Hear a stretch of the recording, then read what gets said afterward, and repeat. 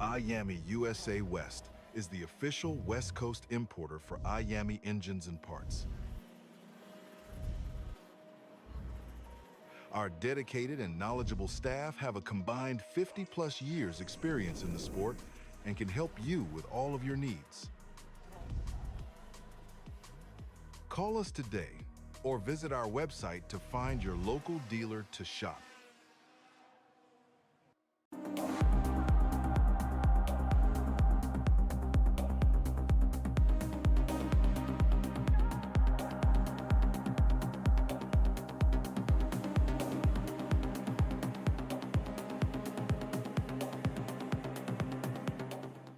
You know, I'm really starting to like this go-karting thing. Yeah, me too. Oh my gosh, can I show you this cute dress I just got? Yes, of course. Oh my goodness, it's so cute. I just love shopping. I love shopping too. Oh my god. Wait, did you guys say you like shopping? Of Yeah. course. Well, dude, I have the perfect place to do that at. ShopPayCara.com. At ShopPayCara.com, you can get free shipping on orders $200 or more. You can get anything you want, like MXC rims, gloves, rib vests, shoes, anything that you need, all at ShopPayCara.com.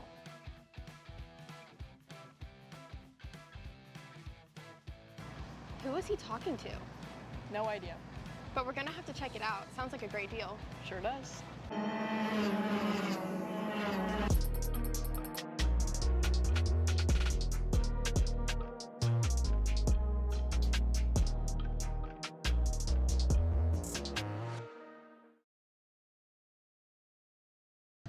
You have to fight to pull ahead, to find your edge, to do whatever it takes to make you 1/10 of a second faster, smarter, more committed than the other guy, because you've got the kind of passion that can overcome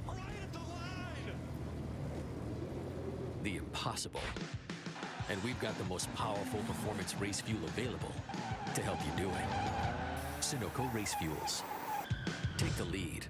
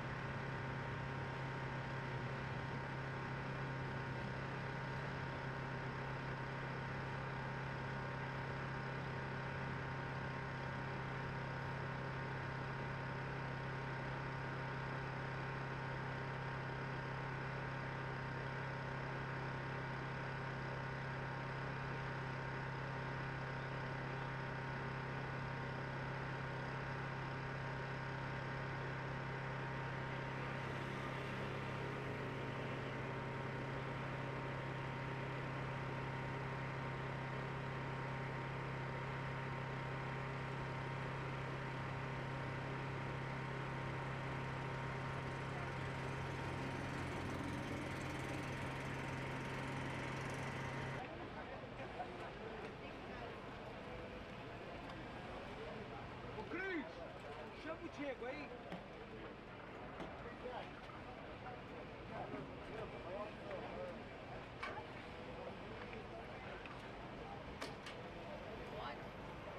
Você tem que ficar aqui do meu lado, mano.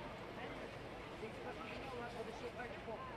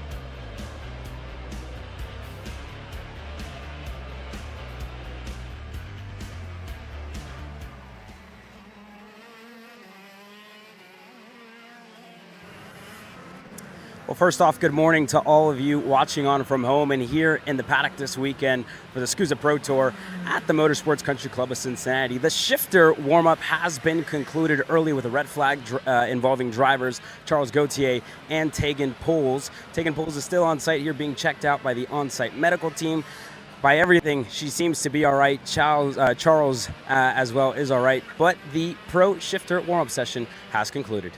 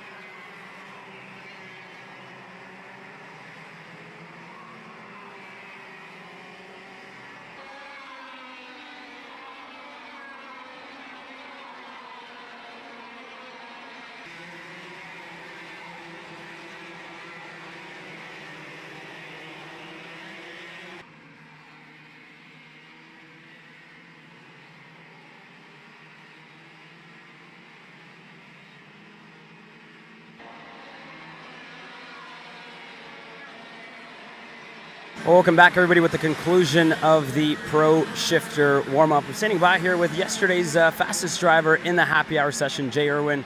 First of all, let's talk about that warm-up session. Only 2 laps, really weren't able to kind of test what you guys wanted to. Yeah, you know, it was okay for me. I was just breaking in the engine, so it's always nice to at least push a couple laps before quali, but yeah, we're just going to have to go and have a go in quali and see how it goes. And let's talk a little about yesterday as well. You were the driver that everybody kind of had their stopwatches on. Tell me about the pace that you guys kind of carried in over from Newcastle a couple of weeks ago. So Tell me about the pace you guys have been bringing from Newcastle. You were obviously the driver that everybody had their stopwatches on.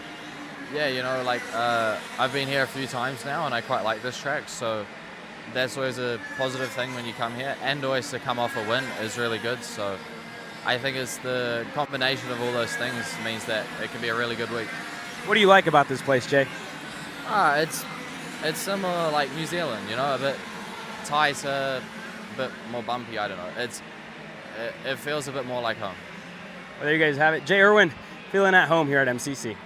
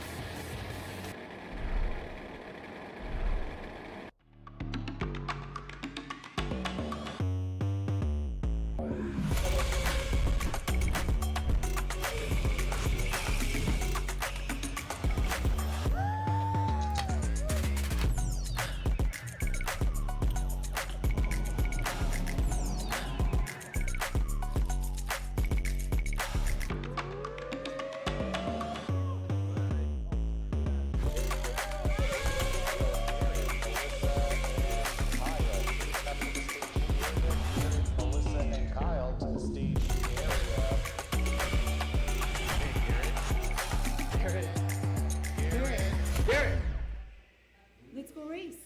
Come on, man. Hey.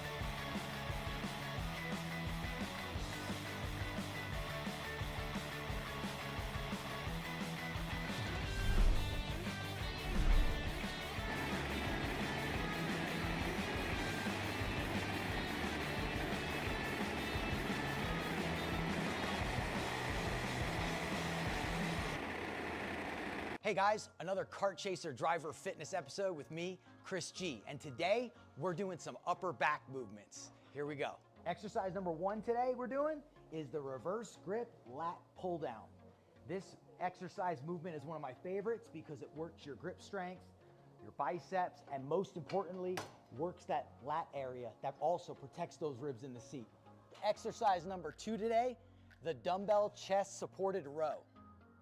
Don't forget, good stretch at the bottom, and bring them right to your hips like that, keeping your back nice and arched, shoulders back.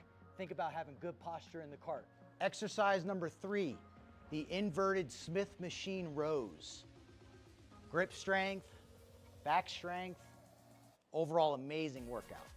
Thanks again for joining me on another Kart Chaser driver fitness episode with me, Chris G. Race ready training that carries into real life.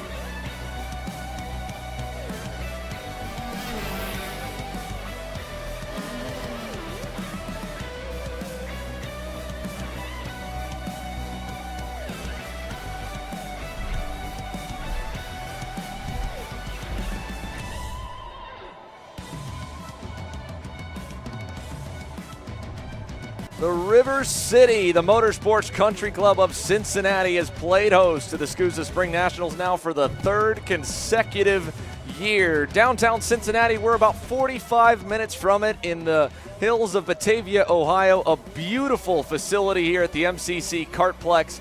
And my goodness, has it provided us some big moments over just 2 years of running this event. The third running of the Spring Nationals here in Batavia, Ohio. Over 220 drivers on the entry list. My name's Xander Clements. Alongside me, Rob Howden here for the 2026 edition. Let's take us through the Kart Class official track map preview. Just shy of a mile, 16 turns in total, Rob, and it provides a ton of passing opportunities. Yeah, a challenge for sure, Xander. My first time here to the Motorsports Country Club of Cincinnati. Indeed, a country club for sure. Great look at the racetrack there, the rundown into the 90-degree, very quick turn number 1. Hairpin turn number 2, caught out a couple of the pro shifter drivers yesterday. They'll go back through 3, the short shoot down to the 4-5 combination. And then, of course, the S's working their way through 6, 7, 8 into turn number 9, up and over the rise of turn 9. Blake Nash, an issue there yesterday afternoon. Down into the sweeping left-hand turn number 10. They keep it going with another left-hand turn 11 through the right-hand turn 12. A couple of hairpins there that can set up for some overtaking opportunities. Then essentially a little bend to the right, back onto the front straightaway. Turn number 13, Xander, as you said, lots of overtaking opportunities, but man, you can also defend pretty aggressively here at this track. And then, of course, that takes you in the run through 14. That right-hander certainly leads itself with how slow it is to a lot of crossovers on the run down a super long straightaway. It has a dog leg in it that has turns 15 and 16, of course, but we've seen a number of photo finishes from the Micro Swifts all the way up to the X30 Pros.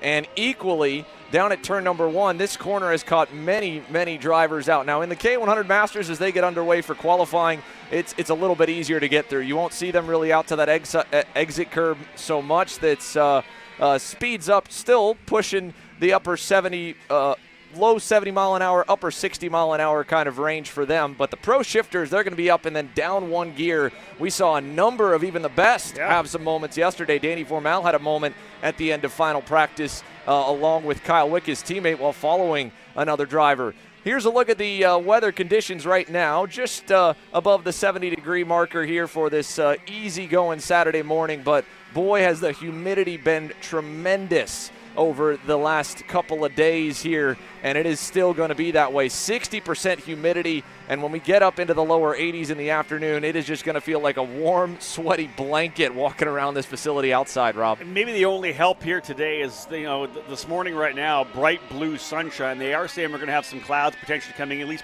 partly cloudy, which will offer a little bit of relief for a lot of the guys here in the paddock. It's warm throughout the entire week as well. We rolled in here on Thursday, very warm trackside, and of course everyone who had been here before, the Rotax weekend last weekend, it has been unbelievably hot, very humid here in Ohio, so it's really been kind of a grueling test for everybody in the paddock. One thing that did surprise me, though, in talking to a few of the drivers this weekend was the fact that they honestly felt like the grip level, as blackened as the surface is a little bit lower than years past. And I was trying to think back about it. 2 years ago in 2024 when we first came here, there was a fair bit of testing, but more importantly, the Rotax Trophy E-Series at the time had visited around the same time, and I think potentially just before. They run the Mojo tires at that time. Those lay down a ton of rubber. These Avinco tires and the current generation that we're on, it doesn't lay down as much. It certainly creates a lot of marbles, and you can see those on the outskirts of turn 16 that are very treacherous if you get out just 1 lane high in a number of the corners here. Turn 2, we've seen it a lot as well. If someone doesn't get down to the inside when they're getting past, they're going to be vulnerable for half a lap until all that clag and clutter and debris gets kind of burned back off the tire, scraped off, if you will, by driving back on the normal line. But last week we had, just around 100 to 120 drivers racing through the RMC Americas Trophy on the Avinco tire brand. And then last year, for them to say that the head-to-head comparison 2025 had more grip than what we're at 2026, it would seem to kind of buck that. But thinking out loud last night when we were kind of leaving the racetrack, I was going, well, as much seat time as these weekends offer, and the RMC Americas Trophy has a ton on practice day. I mean, those days were done by about 4 p.m. for us. It's only just a warm-up, quali, pre-final, and final, just like what we'll see for the majority of the divisions, all the undercard classes besides Pro Shifter here today and tomorrow. So if it were a test weekend like what it was in 2025, just an open practice day, there were probably more go-karts, more sessions, more laps turned. So maybe that is a small attribute as to why the feedback has been the grip levels being a little bit lower. But it obviously hasn't deterred the Rollison Performance Group at all. Mario Barrios tops the boards here in our first qualifying session with KA100 Masters. A 3/10 delta over Phil DeLeo, who set the pace throughout the entirety of the Winter Nats over in Tucson, Rob. Yeah, indeed. DeLeo rolling in here from Arizona with Josh Arche, those two team drivers. And DeLeo, your point leader, 3/10 back. Christian Smith for PSL Karting, 4/10 back. You see Sarche right there. John May with Brandon Jarsa Crack Racing. His return to the Superkarts USA Pro Tour, Jeanette Din. And again, Mike Rawlson and Jose Eduardo Elizondo not running. Rawlson was on the racetrack throughout yesterday, helping out the team with some data as he raced as well last weekend. But Xander, as you know, Mike back focusing on his crew, his team, and his customers. And indeed, Mario Barrios, P1 in the RPG Cosmic. So that's one in the books. A whole lot more of on-track activity is to follow, folks. We'll be right back. Live coverage from the 2026 edition of the Superkarts USA Spring Nationals rolls on after this.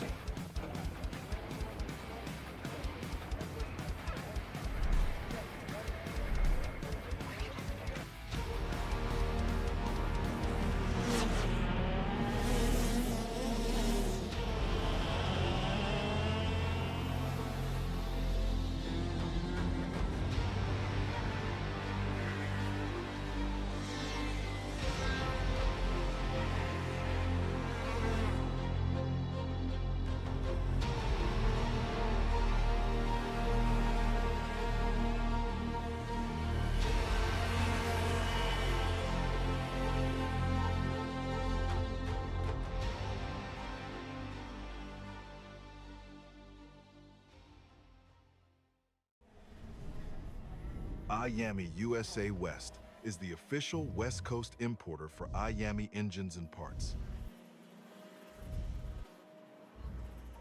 Our dedicated and knowledgeable staff have a combined 50+ years experience in the sport and can help you with all of your needs. Call us today or visit our website to find your local dealer to shop.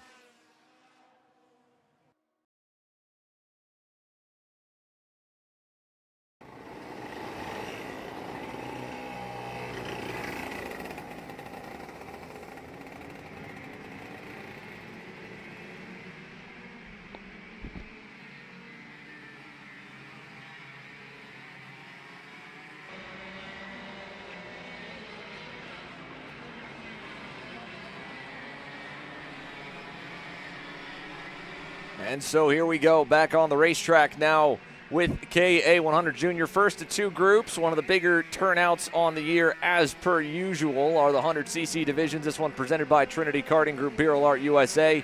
36 drivers on the list, split off of final practice from yesterday. Here's a look at Nico Katowski in the 892 TKG Beryl Art. So one of our front runners from Tucson having a rough go in happy hour that finds himself as the first of the two groups on the circuit, second driver across the line as they get their opening lap underway. And we'll have to keep tabs, as always, on how many laps each class is going to get. They're all allotted roughly 5 minutes from the moment the session goes green. It's a long out lap, essentially the same distance with just bypassing turn one, but having that slow run come out of the grid to get all the way around just to start lap number one. So it may very well be just a 3-lap session here for these KA Junior drivers as they get underway. I like that because obviously when the time is of an essence, they're not going to be messing around as much. As Xander said, that long out lap as the pit lane essentially alongside the run between turn one and turn number two. You exit the pit lane right into turn number two. So indeed, time to get busy very early. No need to mess around. If it's only 3 laps, as Xander potentially mentioned, it's all about getting right at it and immediately try to find that drafting partner as you get things underway. Two groups, as we said. First driver across the line is Nico Katowski, a 59.752. Got a couple of tenths on the rest of the field here right now. But again, early on, takes a couple of laps to get these Evincos up to temp and expect the best laps come on the final laps. But again, as Xander said, we'll keep a very close eye on exactly how many laps these drivers are able to get in this short qualifying session. Charlie Marone will get the first timed lap initially, and then it will continue now with Katowski at a 59.752. Pro Shifter beginning to queue up as well. They'll have the two-stage qualifying as per usual. Let's hear from our most recent winner at this facility in Pro Shifter, the 2025 Spring Nationals champ, Josh Conker, standing by with Caleb. Thank you, Xander. Yeah, Josh, again, a return to a place that's treated you so well just last year. Kind of tell me how it feels to be back here at MCC. Yeah, I mean, I'm super happy to be back here at MCC. I love the place. It's one of my favorite tracks down here in the States, and it's treated me well pretty much every time we've been here. We've always had very good pace, and, I'm just happy to be back at a track that, we feel very comfortable at with myself and with the chassis as well. And you're back at a track, which is the most important thing, right? You haven't been in the seat maybe as much this year as you have been in the past.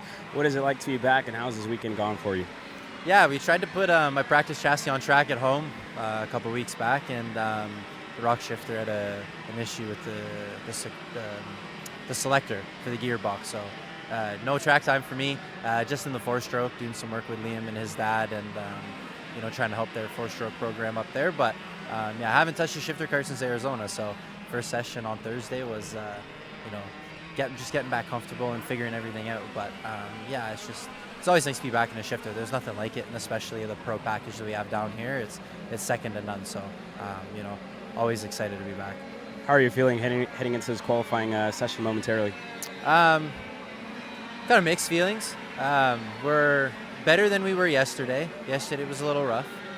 We're back pretty much on the same setup we were last year, which is good. So that's given me a little more confidence in the package to kind of be able to send it. We know it's fast. Marin's been super fast. We've been fast too previously. So putting the setup back together, just kind of everything's coming together slowly for us. But I had a minor issue with my camera falling off yesterday, so I will be losing my fastest lap. So I now have to do 2 laps. So mixed feelings just because I got to do a little extra laps on the tires, and if I lose that fast lap and then the second one's not quite good enough to make Super Pole, then that puts me in a tough spot. But kind of shot ourselves in the foot yesterday with it, so we're gonna lie in the bed we made. Thank you, Josh. Best of luck. No problem. Thank you, guys. Xander, the interesting thing about Josh Conker, the Canadian driver, just does not get near the seat time. No. A lot of these guys do. He's got a full-time job.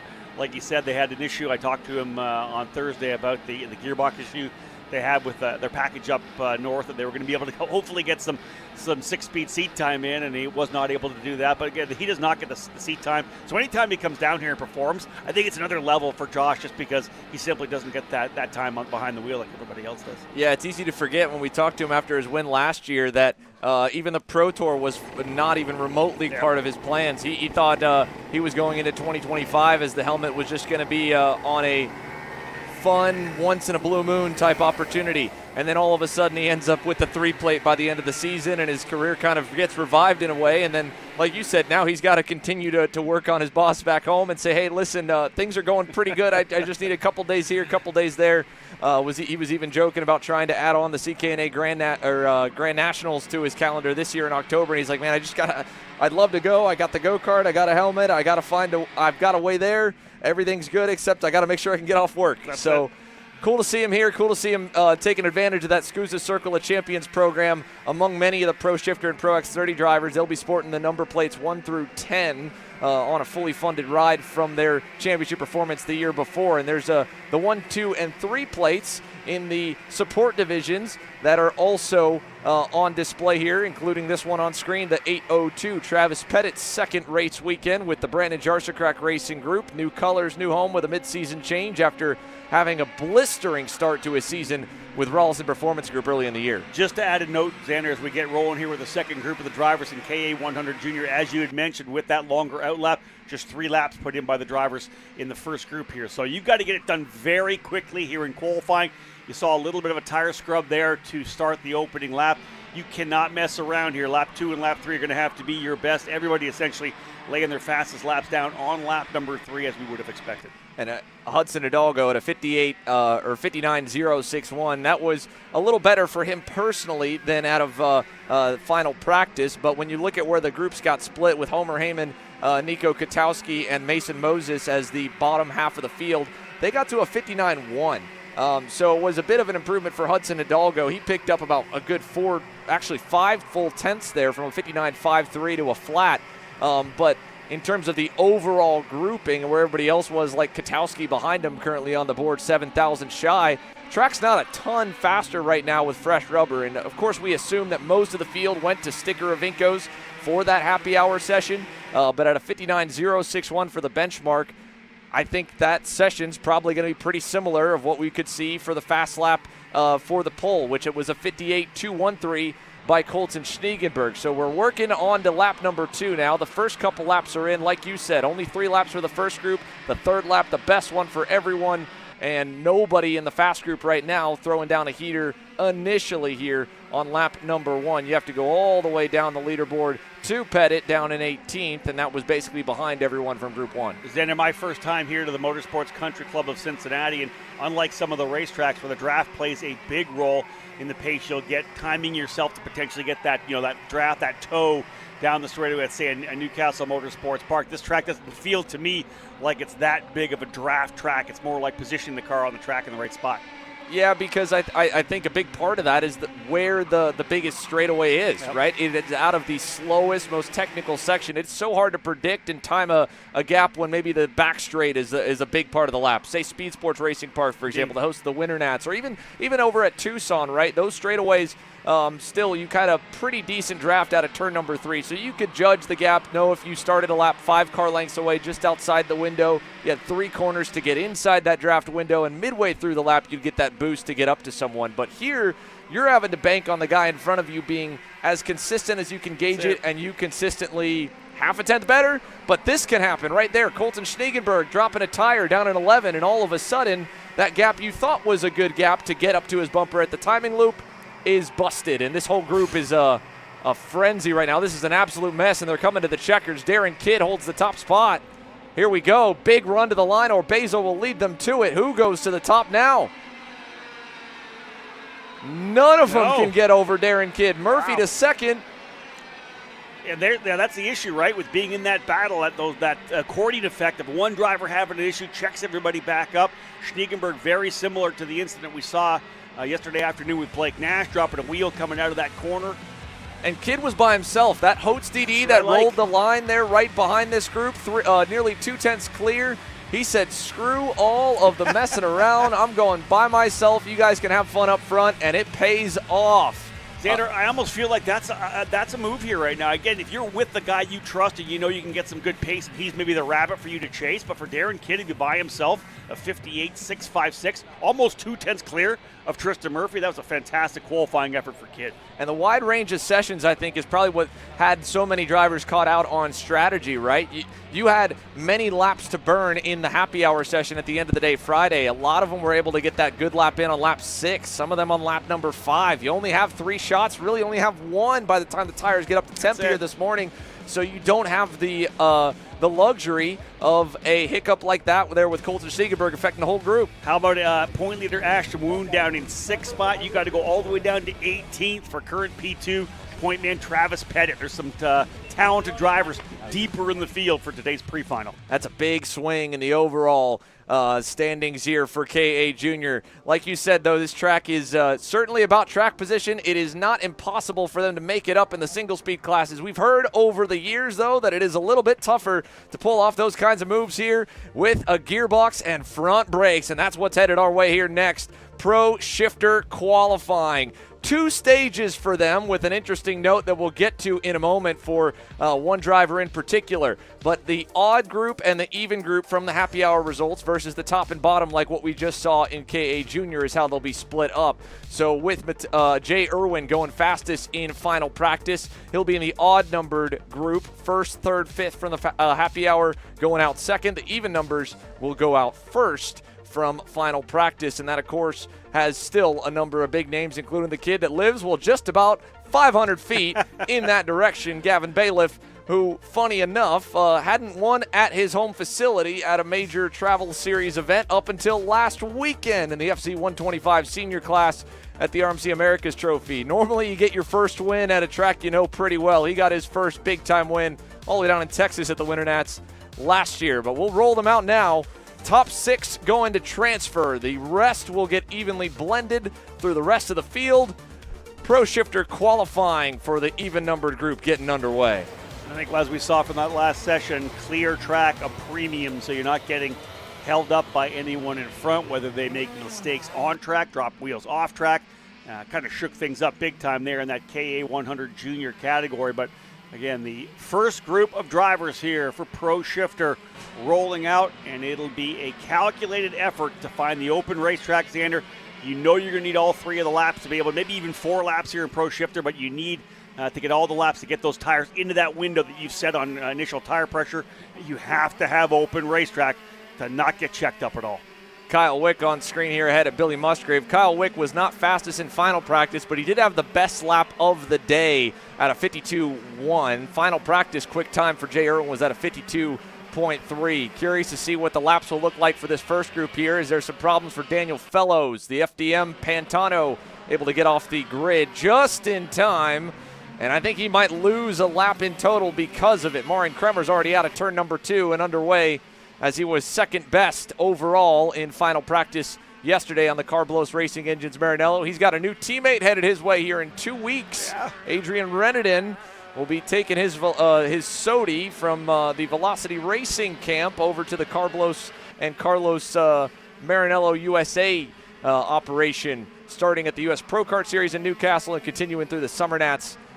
They just obviously only got the deal inked probably a couple of days ago. Yeah, indeed. I saw you guys break that story on Kart Chaser. Of course, Renan, our EKN #1 ranked driver. Hate not to have him here on the racetrack here as the #1.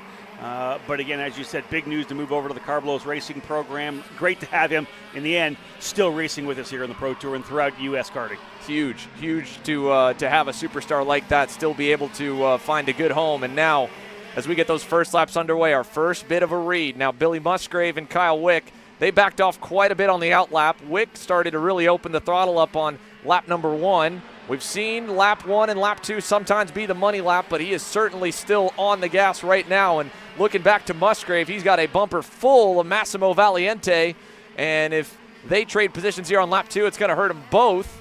And hopefully they can either reset the gap or swap the spots before they get underway for lap 3 to still have a shot to transfer, because right now they're both safe, but not by much, probably by the time we get back to the loop with the way things are tracking. So here we go at the end of lap 2. Gage Korn now latching on.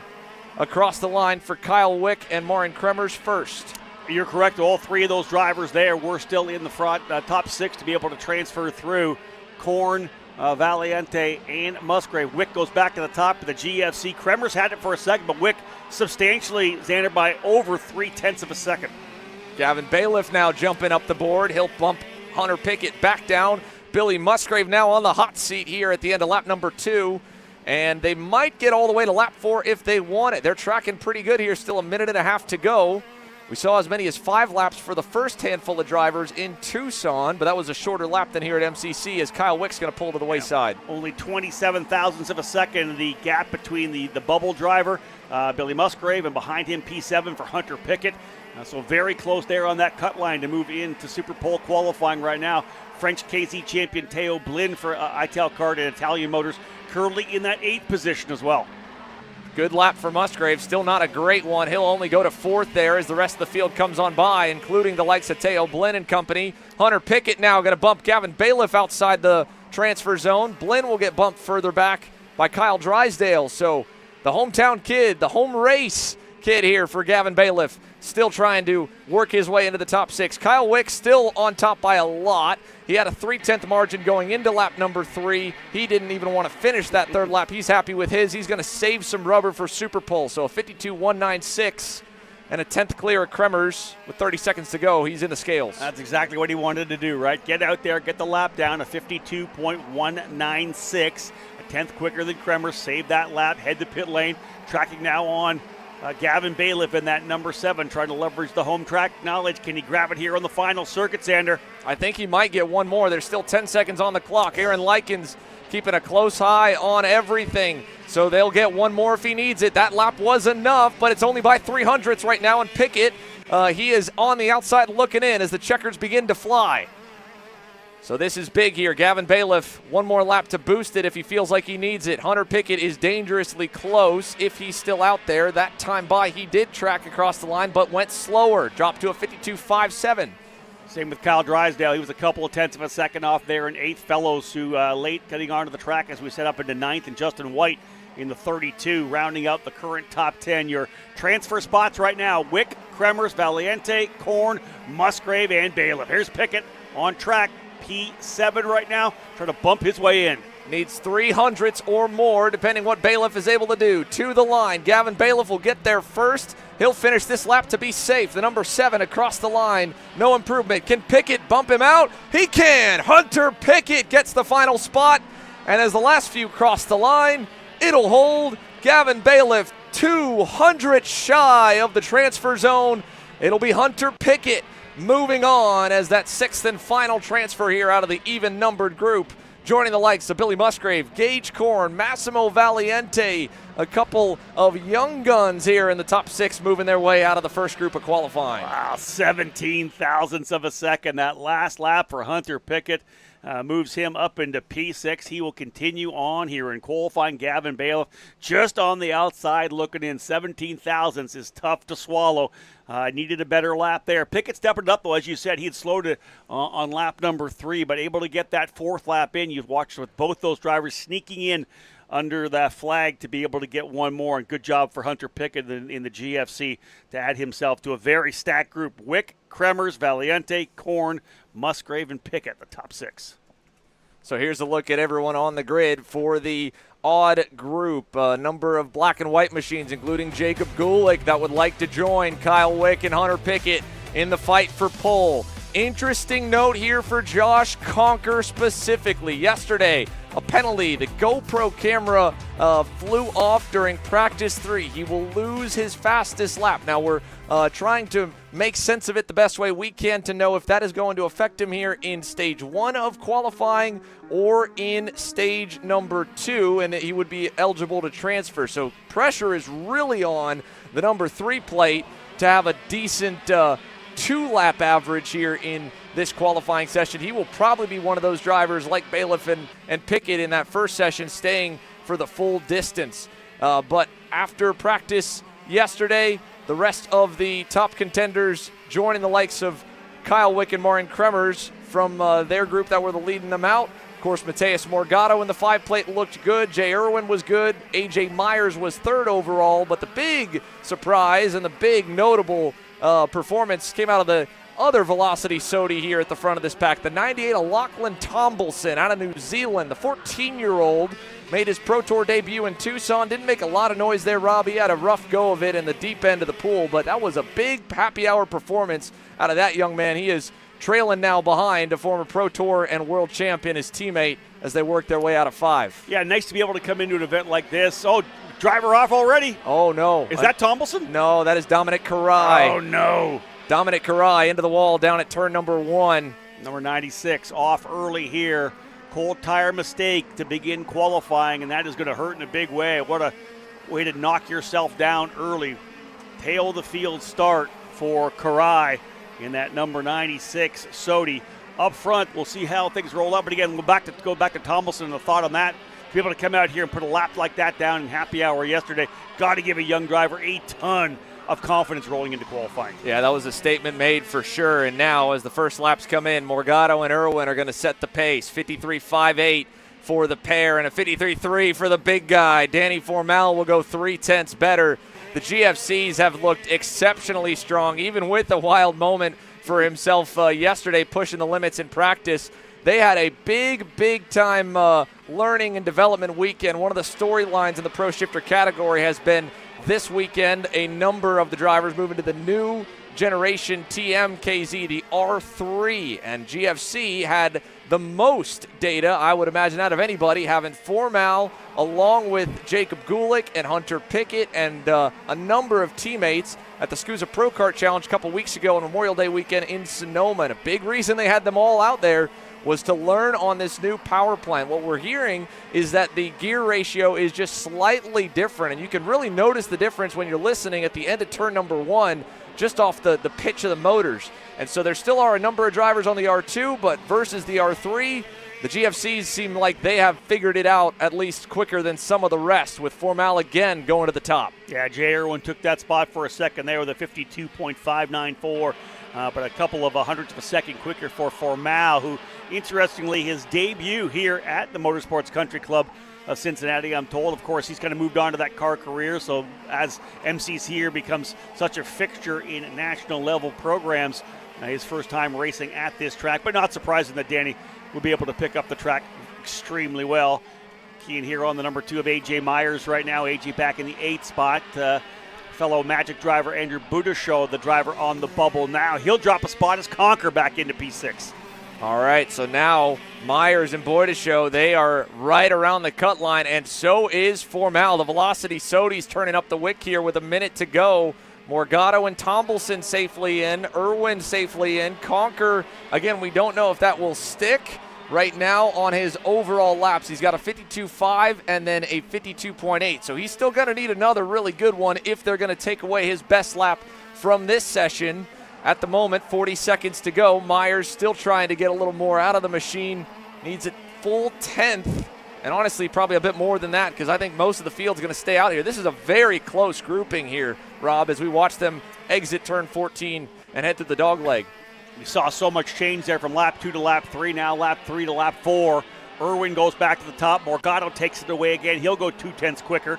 51.983. First driver under the 52 mark here in this group. Morgado, 51.983. Irwin, Tombelson, Gulick, Myers, Conquer still with that fast lap, but he'll potentially lose a lap here. We're going to watch that. Ethan Boer back with GFC here this weekend. Big one for Boer to go to P6. He looked really good in practice 4. Now the checkers are out. I think the whole field was able to get in all the way by the loop. So everyone's on their last lap right now. First one to the line will be Jay Irwin. We imagine he should be plenty safe here. Still a couple of tenths above the cut line. But Ethan Boer with a big lap here in qualifying. Probably going to need to back it up. He's only about a half-tenth to the good over Conquer. And then his teammate, Danny Formal, was one of the only drivers that didn't really improve last time by. We're following the 37 around as the first batch of the group gets to the timing loop now. Myers will not improve. Tombelson doesn't. Gulick does. He'll go up to third. Boer still on the hot seat, and Formal has nothing left in the tank. He's headed to the pit lane. Here comes Vincenzo Saraceno. Can he steal that final spot? Nothing for him. Boer to the line as well. Will be good even without it. Charlie Steins to the line. Nothing for the number 9. Ethan Boer knocks out the number 3 plate and a former Supernats winner 4 times over, Danny Formal, to transfer into Super Pole. Ethan Boer, Lachlan Tombelson will make their first appearance in the top 12 qualifying session, along with Gulick, Myers, Irwin, and Morgado. Ethan Boer, I think, was 19th in happy hour. What a fantastic upgrade for him. He's going to go to Super Pole qualifying. Big storylines coming out of this one. Let's go down to Caleb Vieska here as we continue through qualifying. Caleb. And I'm standing by here with Gavin Bailiff, just 0.02 of a second from qualifying into Super Pole here at home. Just kind of tell me what you were missing out there.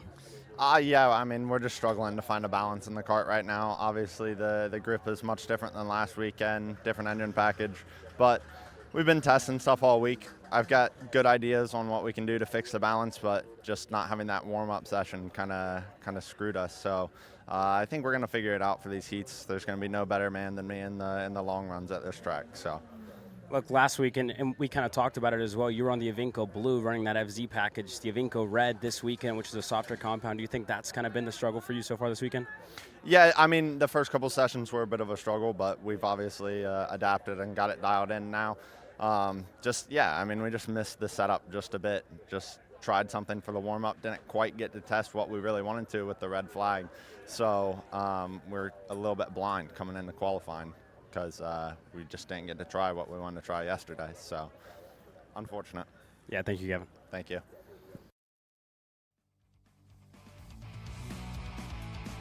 So Gavin Bailiff, unfortunately, will be the odd man out in his group. However, he is far from the big names that have missed the chance to go on to fight for the overall pole here in Pro Shifter for the 2 heat races coming up.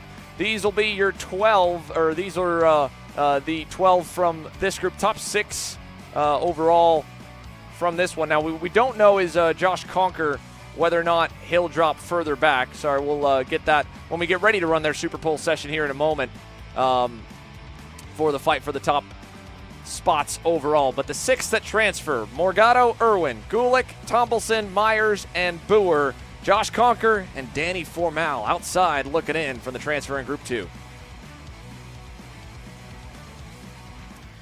Yeah, well, Danny, the last time you missed the Super Pole, it was back in Houston last year at the Winter Nationals, and you've missed it again here at MCC. Just kind of tell me what you guys were missing out there. I don't know.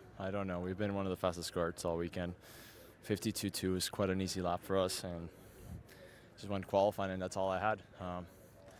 I don't know really what to say. I feel disappointed for the team. Fighting for the championship and now starting 16th is a very big disappointment, but I don't want to say what I think it is, but it's kind of weird that we just went that much slower. So, yeah, I'm happy for my teammates. Kyle definitely has a big shot to qualify pole, and yeah, we go from there. Thank you, Danny. Thank you. It's a story Danny Formal, unfortunately, has experienced or felt all too well. Exceptionally quick on Friday, and then scratching his head and looking for answers here by the time qualifying rolls around. And the first mention of the championship thought, right? The championship points is, remember, this is essentially rolling into the halfway point. The Spring Nats, 2 rounds down, still 1 round down. You got obviously other points. So many points up for grabs throughout the heat races and the pre-finals. He's already thinking championship. You can't. At this level of competition, you can't leave points on the table, and I think not being able to go to Super Pole, knowing where he's going to start the the first heat race, it is going to be a grind for Formal to work his way back forward. It'll be tough. This racetrack here, it has been one of those where in Pro Shifter, a line that is already naturally narrow is drastically narrow, because in the single speed classes you'll see them have a lot of long radii corners that they end up already kind of narrowing their entry to. The shifters will do that even more so. We've seen some valiant efforts through the field, but realistically you're probably going to need a top 8 starting spot in the main event, and as Danny mentioned there, it's an uphill battle to get it. Already surrendering a chance to fight for 10 bonus points in qualifying, but those heat races, that's 100 points across the pair of them before we even get into Sunday. That's huge in that championship fight, and equally huge for a program like GFC because he's going to be, in a perfect world, having all of those drivers get into the top 10 circle of champions. But as things stand, it might be a few of them fighting for the last spot or two with a 5K swing in the prize package. Yeah, and Danny came in only 40 points behind Jay Irwin. 360 is the point total for Irwin, 345 for Morgado, 320 for Formal. So 40 back coming in. Again, you hate to leave anything on the table, and knowing, as Xander said, with all those points up for grabs through the heat races in the pre-final, when you start backwards, those points are out in front of you for somebody else to grab. And, of course, Irwin and Morgado both transferring through to Super Pole. Looking forward so much to that particular session to see who comes out on top. Formal thinks that maybe Wick's got the pace, but Irwin and Morgado, I think, will definitely have something else to say about that. Yeah, that's the other cool part of the unknown for us and for the drivers as well, that the heaviest hitters in Pro Shifter don't get to meet until that second and final stage of qualifying. So we got to see, obviously, the lap times in the head-to-head there between Group 1 and Group 2, but who knows how quickly the track is developing. We mentioned back in that K Junior session that for the most part they were only about 0.2 better than where they were at the end of the day yesterday. When we take a look here at the Micro Swift class, like many of the divisions this weekend that will be out for qualifying, pretty much everybody minus K Master. It's two batches of them, 26 in total on the entry list. And looking at the live qualifying session here, Oliver Smith, of course, in the 205 machine, Chase Zolman in the 208. We're following along the 211 of Emmett Dalton, and equally the 279 of JJ DeShong there in the MSL Racing all blackout CRG. A 64.71 for JJ, setting the initial pace here in group number 2. 12 deep all the way back to Lofton. And as we look through, comparing the lap times of where they got to in happy hour yesterday for the split there with DeShong in the 279, as the first driver, it looks like that they've cut down below. He got all the way down to a 63.99. So he's at a 64.71 right now, working with Dalton across the front stretch. This lap will be their only their second here with 40 seconds to go. Sebastian Kim will get to a 64.5, but they're actually a little bit slower than yesterday. But again, that tracks because they're only going to get 3 laps, and yesterday they were able to get about 6 in that happy hour. That's it. You got to get done very, very quickly. You don't get those extra laps where you can kind of get into your groove. Any driver will tell you that. The longer the session, you more potentially get into the groove here, especially with the young racers as well. They've got to hit the marks very, very quickly. Kim on top right now. Merchandani now into second spot. Zolman third. Mello in fourth. DeShong up to fifth. And the quick time so far is 64.551.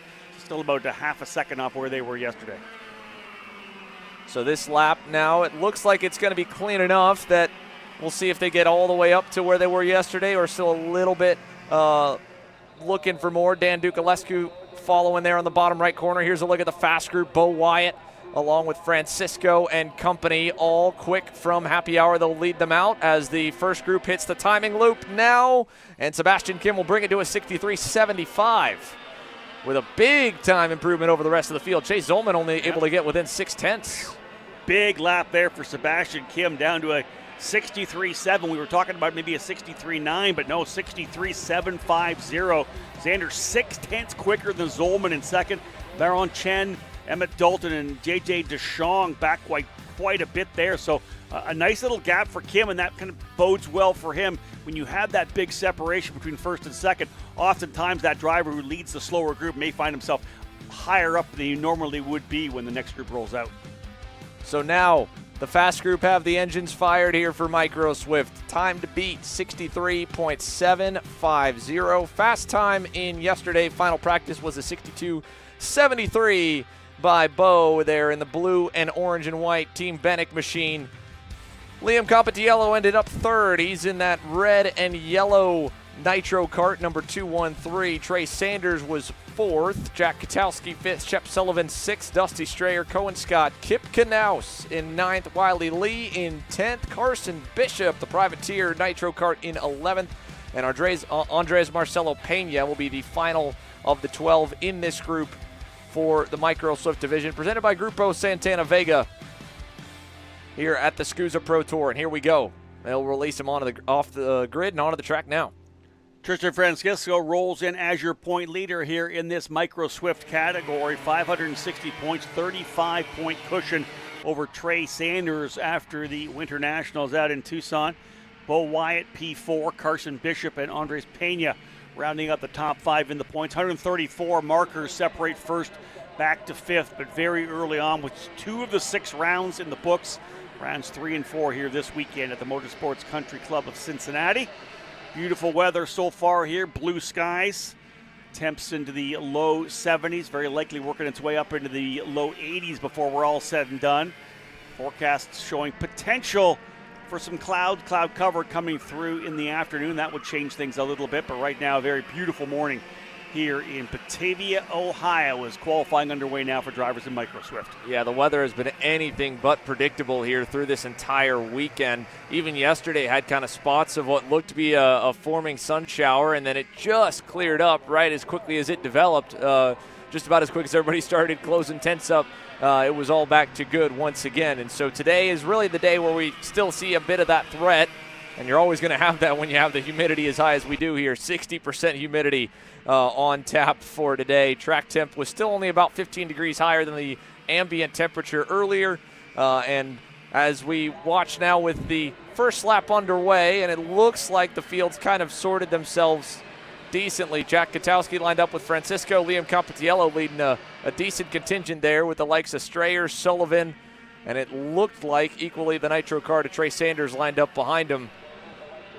And Pro Shifter Superpole qualifying on deck as well, probably keeping tabs on the racetrack and for where they can see from the grid, which is only about 2/3 of the circuit, probably looking out to see if any of these micros have any big moments in the final 2 laps, because this racetrack has so many areas where the curbing goes straight from exit curbs to grass and dirt and debris that instantly that could play a huge factor in a 2-lap. Lined up, looking to take full advantage of their very similar pace right now. Compatiello on top, 2 laps down. It'll be just 3 laps of qualifying. Xander next time by. We're going to see who works their way to the top of the chart. This 4-pack is close. Bo Wyatt all the way down in the 8th spot. He'll be the first to the line. You can see Sebastian Kim lit up there in 9th already from that first group. They'll light up as they cross the timing line. Here comes the leaders. This group further back. First to the line will be Wyatt, and it's a big run for Francisco. This could be a huge lap here for Tristan Francisco. Jack Katowski will go one better. Dusty Strayer will put a good one in as well. He'll jump up to second. Man, big final lap there. Francisco was able to get a good run out of turn number 14, got the big draft all the way around the corner, was able to go to P1, but it was Katowski, Jack Katowski to the top with a 62.784. Dusty Strayer second, TKG by Burial Art goes P1 and P2. And how about Shep Sullivan? Great jump up into P3 for the Bennick driver, just 22 thousandths back.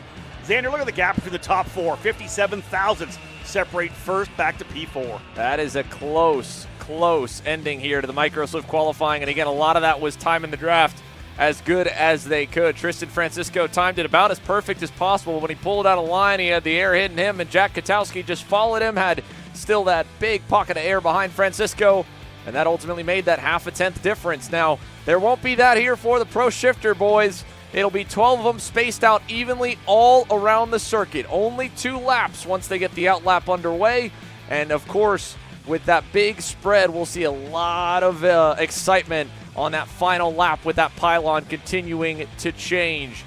Once again here with Pro Shifter qualifying, 6 from that first group, 6 from the second group, transferring on into the session. Let's take a look here at the total 12 drivers that'll be getting ready to roll here for Pro Shifter Super Pole qualifying as we work our way to the back of the grid. Jacob Gulick along with Kyle Wick, Hunter Pickett, Ethan Boer, 4 GFCs in your 12 driver range. AJ Myers, Billy Musgrave, Gage Korn, Massimo Valiente makes his first Super Pole appearance.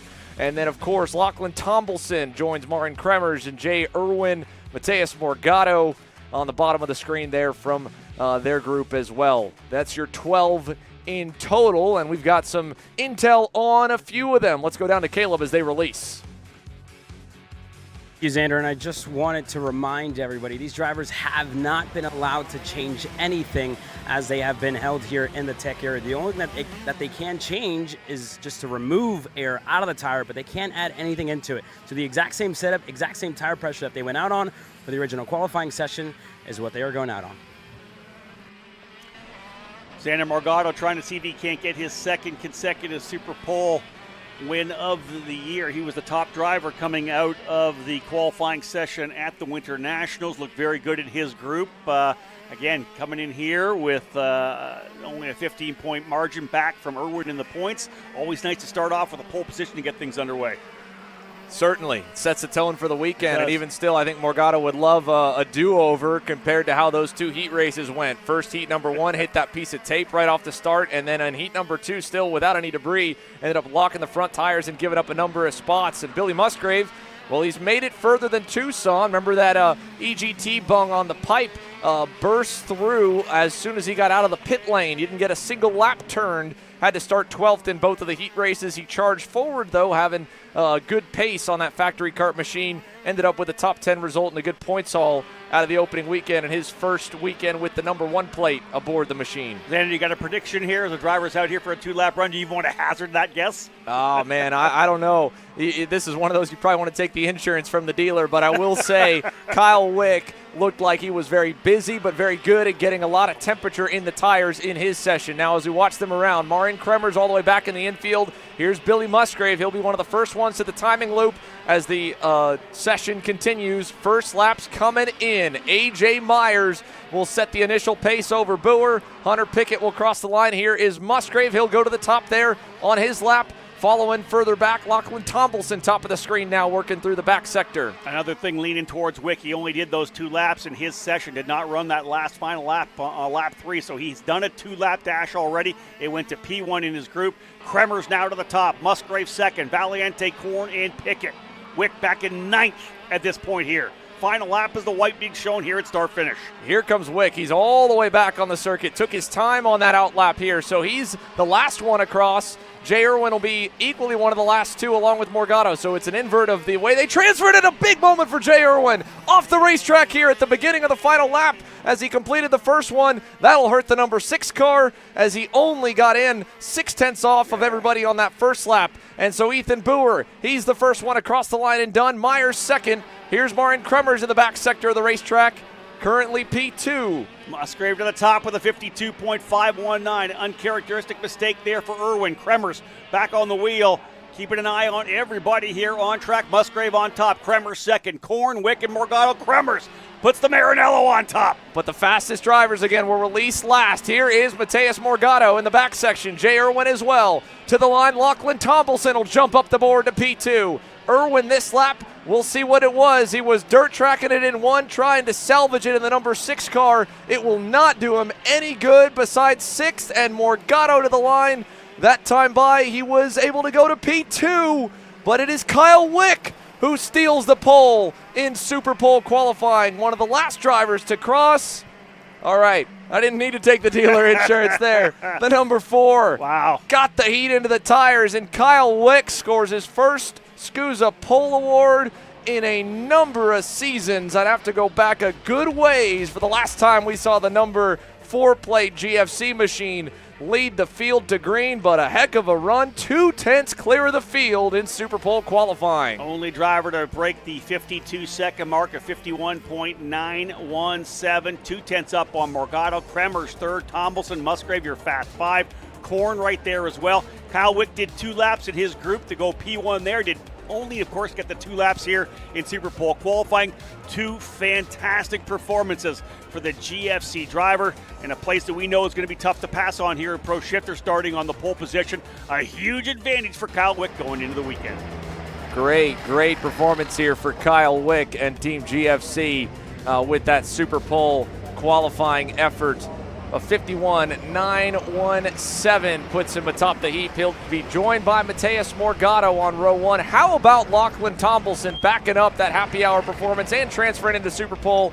He'll join a former world champ on row number 2. Billy Musgrave and Gage Korn, one of the elder statesmen in the field, along with one of the youngest stars in the field, back on row number 3. And then here's the back half of it. Row 4, Jay Irwin manages okay with that big moment in turn 1. Oh, what could have been. Yeah, Jacob Gould will be on the outside of row number 4. Hunter Pickett and Massimo Valiente on row 5. A.J. Myers and Ethan Boer. Still, hey, Boer able to make it into Super Pole, ends up being 12th, but man, a good start for him. 19th in happy hour. Got to be happy moving up into the front 6 rows for heat race number 1. That's up there, though, for one of the bigger deltas on the performances when it comes to qualifying. A near 2 1/4 gap from Kyle Wick to Mateus Morgado, who's almost able to back up that Super Pole qualifying performance from Tucson, but comes up 1 spot shy. And we'll get ready to hear from our top qualifier here in just a moment. What a solid run over the last year and a half it has truly been for Kyle Wick. Probably one of the more underrated drivers, I would say, on the grid right now. Certainly has his respect, but when you look at the results, he has just been quietly there at pretty much every single event. Had a couple of dominoes falling his way last year. Easily, he could have a number 1 plate on that car. Won one of the heat races on the opening weekend at Speed Sports Racing Park. Solid run here at Cincinnati. And, of course, was good in Indiana. But with Super Pole qualifying wrapped up, big moments, as always, and GFC on top. This is Henry. Henry feels sad. Henry feels sad because it's time for his next big race, and his go-kart is in bits. Henry doesn't know that Acceleration Kart Racing is the United States' #1 shop for all of your karting equipment needs. Henry also doesn't know that Acceleration Kart Racing can deliver anything from tires to race suits and even wheels directly to your front door or to the racetrack itself, quickly and efficiently, with tech support available 6 days a week. Poor Henry doesn't even know that Acceleration Kart Racing offers free shipping to mainland USA on selected product if you spend $200 or more. Do yourself a favor. Go to accelerationkarting.com and make sure that you are never left stuck on the pre-grid with Henry. Be smart and don't be like Henry.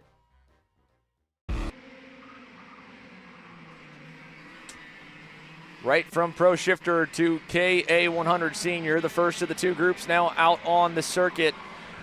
And this one back to the standard way we've been used to for so many years, with the bottom half from Happy Hour and the top half. This is Joseph Hewitt here in the 985 for Speed Concepts Racing. Right behind him, the 945 of Spencer Smith on that black and yellow Pantano for Forward Direction Motorsports. So the biggest class on the weekend, K100 Senior, had a couple of interesting storylines from yesterday, I would say, when we looked at final practice. And we'll get to that, of course, with especially some of the big names that'll be coming up in group number 2. Let's go down to pit lane, though, and hear from our top qualifier from Pro Shifter, Kyle Wick, standing by with Caleb. Thank you, Xander. Yeah, Kyle, a super pole position here to get things kind of started off, and we're just kind of joking around right before we went hot with this interview. Not a smile on your face. Yeah. Still a long weekend to go. Yeah, still a long ways to go, and it's nice to start at the front. After the disastrous super poles I've had since it started, I haven't had a good one, and nice to have a good one. What do you learn from Tucson? You know, a couple of weeks ago where it was a little bit of a struggle to kind of fight up at the front. How do you improve here at MCC? I think I made some poor chassis decisions in Tucson and again in Sonoma, so we need to learn from those and go the right direction this time. Well, congrats on the pole, Kyle. Thank you. Then, you know, sometimes when you have trouble and you have issues, it ends up being kind of a successful turnaround, right? When you make changes to a chassis and they're not right, you're still learning all the time. And I think that you kind of talked about that with Kyle. Didn't make the right chassis change at the Tucson. Didn't do the same thing in Sonoma at the PKC race. Every time you make a change, right or wrong, you're going to learn more, add more to the notebook. Certainly. I mean, it takes me back to a conversation we had in talking with some of the top contenders all the way back at Charlotte Motor Speedway a couple of years ago. And A.J. Myers, he mentioned and talked in kind of initially a generic sense about development and working on the Magic Kart. And we kind of put him on the spot, and we're like, well, what do we mean when we talk like that? Obviously, when we hear development, you think in motorsports of new material or different chassis, and that's still certainly a part of it. Another bit of the storylines this weekend for, I'm sure, a number of different teams trying something at this point in the year to get ahead on what their 2027 models may look like.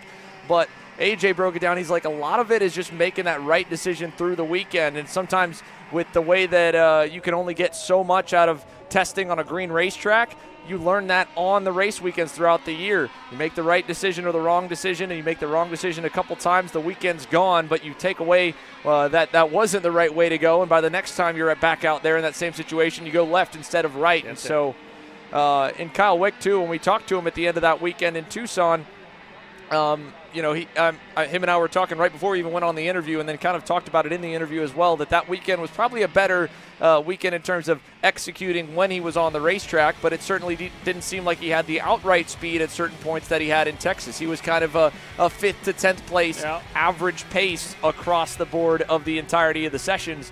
And he agreed. He's like, yeah, we were smooth. We didn't make any, major mistakes, but at the same point, we weren't really there. We didn't really have what we needed to go out and fight for the race win. Now he has it, and like he said in his interview, his best Super Pole qualifying performance by a long shot here over now our 3rd season of running this super fun, super exciting format. No, I love it. I think the Super Pole has been a fantastic addition to this program, but I think it also reiterates just how tough it is at this level of competition. You're not missing by a ton. You're missing by just a little bit, right? When that happens and you're not at 100%, you're not going to find yourself in the Super Pole. Even in the 12, you're not going to get into your top 6 of your group to be able to go into that the Super Pole qualifying. That's how tough it is in this particular category. You're a couple of tenths off. Look at Danny Formal. They missed just something. Why was it this slow? I have no idea. Issue for him. Issue on the pit lane here as well right now for Overbeck in the 903. This is big here. James Overbeck was the fastest in final practice, folks. This is disastrous for the BJR driver. You can see a number of mechanics wearing different colors. That's PSL karting helping out here, trying to see what they can to get a championship contender helped out on the grid. They're doing everything possible to get the motor fired. They've got the airbox off to get some extra airflow into the carburetor, push some fuel through, get it to turn over. Then they're going to try and put it back on. And this is, again, up to the last possible second as they try to get the engine to fire. If they can't, he'll be going all the way to the rear of a 35 driver field. with a lot of work to do at his home race. Lives just 30 minutes down the road. Look at that. Look at the fluid coming out of the airbox. I don't know if that was water or brake clean or what. This is not good right now. Disastrous moments here unfolding right in front of our eyes for the Championship 3 plate from last year. And the field's already on track. The fast group has been released. Isaac Malkut, the first of them. Time to beat is a 58.151. That was said by Blade Fountain in that first group. They've got him fired. He's trying to see what he can to choke the fuel line to not flood the motor as they roll away. And it looks like he'll get out there just barely. James Overbeck going to make it. And I'll tell you, when you're that quick, you're getting a little frantic behind the wheel as everybody jumped on board to try to get that thing fired back up or fired for Overbeck. Out onto the racetrack now. We're going to get things underway here. Blade Fountain was the fastest driver in that first group. Joseph Hewitt in second. Spencer Smith, Josh Leslie, and Ibrahim Din, the fast 5 of the first group. The quick time set down a 58.151. The big guns rolling out here right now. Point leader Caden McQueen rolling in here with a 25 marker lead over Paulie Massimino, Chase Hand, Dean Peterson, and Jackson Gibson. The rest of the drivers in the top 5 in points, 162 points separating the top 5. McQueen back to Gibson. 4 of those 5 drivers in attendance here this weekend. Dean Peterson, Xander overseas, back in his car racing program in Europe, so he will not be here. No. Big moment here for one of the GFCs as one of the Norberg Academy drivers. The 950 has hit the wall at turn 11 right in front of our camera angle. That's Wyatt Downing on the outlap, or on the first lap at speed. And speaking of first lap at speed, big speed already for Paulie Massimino. Huge opening lap here as KA Senior Quali gets underway. He'll go all the way to the top at a 57.98. Ramos to second. You saw his teammate there as we were kind of going back through the list on this first lap. James Overbeck was slowly trying to get the Kart up to speed when Malkut passed him on by coming out of turn number 3. I'm not sure where the 948 is. We won't really get a read on his times until he gets back around to us, but little sizzle here in the MDR machine headed up the hill, leads the pack with Chase Hand and Massimino. Caleb Gaffera with the Holtz Driver Development Program, currently P3. We'll give a shout out to Caleb, celebrating his 18th birthday yesterday, so happy birthday to Caleb Gaffera. Connor Lipka's birthday today here as well. When he gets on track, we'll give a shout out there too. But right now, Massimino, Ramos, Gaffera, Fountain, and Hewitt. Top 3 drivers from this group. Fountain and Hewitt holding on, but not for long, as Isaac Malkut goes to 3rd. Chase Hand up into 4th. Here comes Chris Harrower as well up into the 3rd spot, and being told, Xander, an issue for James Overbeck. Headed early to the scale lines here, and that was a black flag for him, and I think that could have come from the fact that while there was a valiant effort from mechanics on the grid, you are not allowed to have tools on the grid, so that might be the reason for the black flag to pull the 948 in. But honestly, I don't think he was going to make much of this, or 903, I don't think he was going to make much of this session anyway. It didn't look like it was still firing off properly when he was rolling around. So the hometown hero to the scale line and to the rear of the field for the pre-final. Ruben Moya also to the back. He's pulled in. Yeah, Ruben Moya, if remember, folks, from Tucson. He didn't get to run the entire first day. And then he wins the second day. Yeah. So your round 2 winner does not get a qualifying time in here. He and Overbeck at the tail of the field.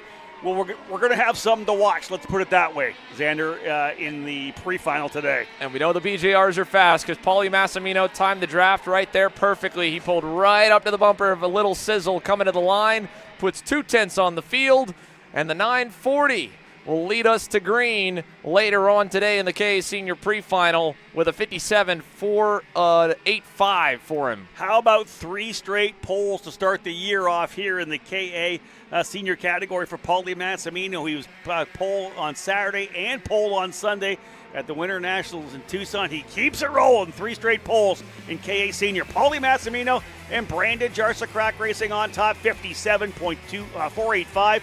And Xander, 2/10 clear. That's going to give him a little bit of confidence as well. Ramos will be the outside for the pre-final here on row number 1. That is big for that group. That'll at least make this session about as bittersweet as it could get with first and essentially last on the board for the boys in black and yellow on the LN karts. Caden McQueen down in 16th, the driver who ended up leading all the way until turn number 4 on that round 2 event that eventually had Ruben Moya as the winner. He had a ton of speed on both days, did McQueen, but he is 7/10 off the best time in qualifying here, just barely above the majority of that second group. Most of the first group better than him inside the top 15 with Hewitt and Blade Fountain out of Group 1, punching their way above their weight class a little bit, going to 14th and 15th behind Colin Lloyd and Matt Cagle. But Ruben Moya, James Overbeck, Wyatt Downing obviously on the Nordberg Academy GFC, pounded the wall there in 11, so he goes out, doesn't get a lap in, and Alex Feldstein with no lap turned either. So 4 drivers of the 35 with no lap at all. One of them, the teammate of the pole award winner, Paulie Massimino, as he rolls through the scale line here. Big time lap, and it looks like it's just another day in the office for him. I was going to say, nice and easy cruise across the scales for Paulie Massimino. Chip into that 25-point deficit he has in the points right now, putting that BGR machine on the pole position. But as we said, we've got going to have a lot of excitement up front in the opening couple of laps of that pre-final. We're going to have a ton of excitement at the back as well. Overbeck and Moya coming from deep in the field. Xander mentioned biggest field on the weekend. So watch these drivers have to claw their way back forward. It'll be a very calculated move, Xander, to try to get themselves as forward as they possibly can, knowing they have the longer main event still to go this afternoon. Indeed.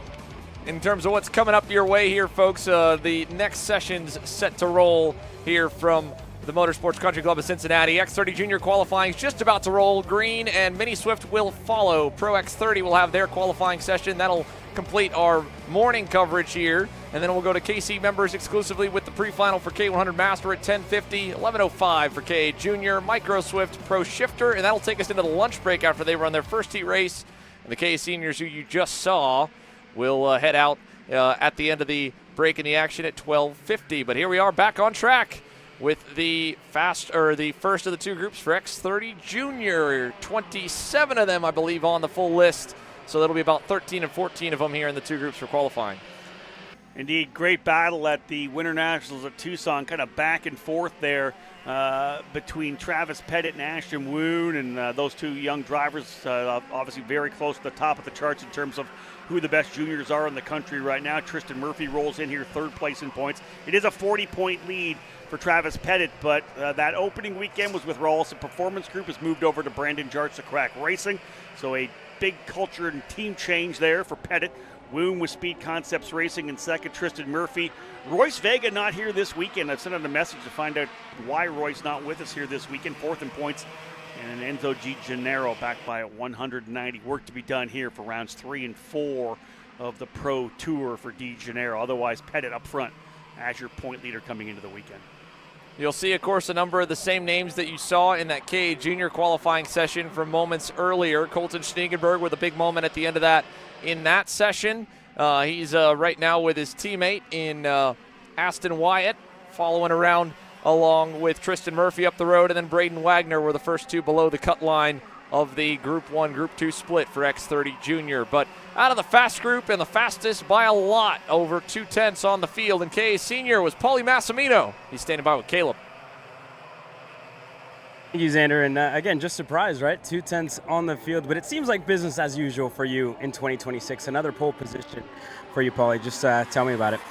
Yeah, I mean, we've been struggling a little bit throughout Thursday, and then we kind of did like a reset Thursday night and kind of started over again, and looked at some notes from last year and tried to kind of figure out where the temperature, the track and everything might be. So we went back to what we know and kind of made some tweaks off of that, and yeah, it's been good. I thought qualifying I couldn't ask for a better qualifying.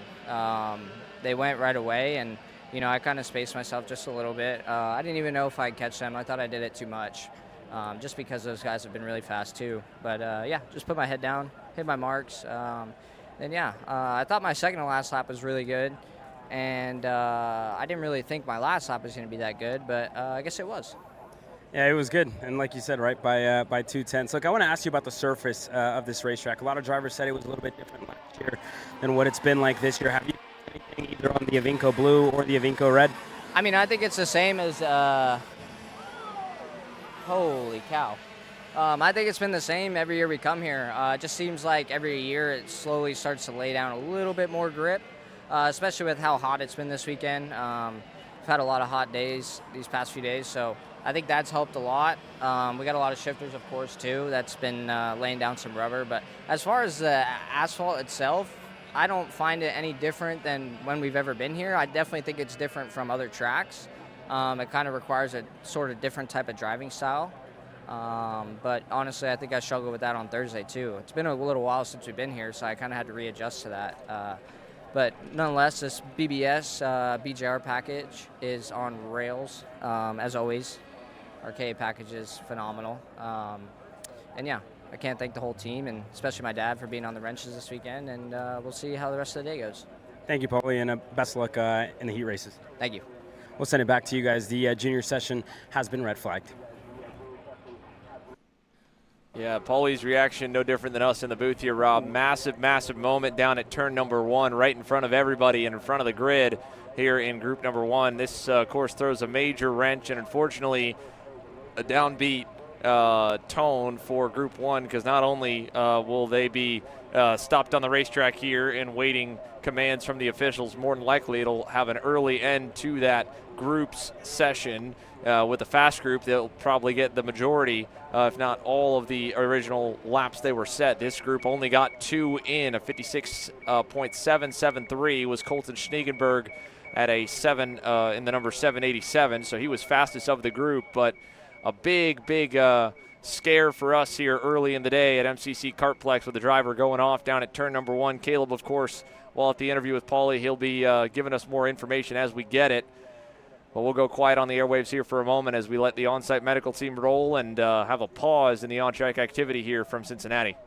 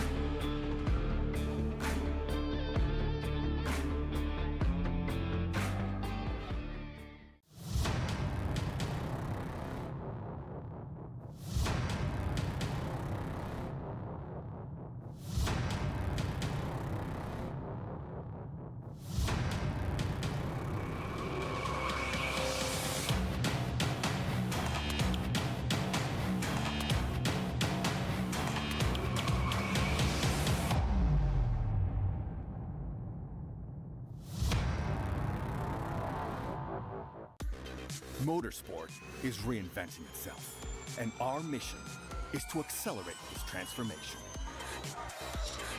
so that it becomes even more efficient, cleaner, more spectacular, and more sustainable.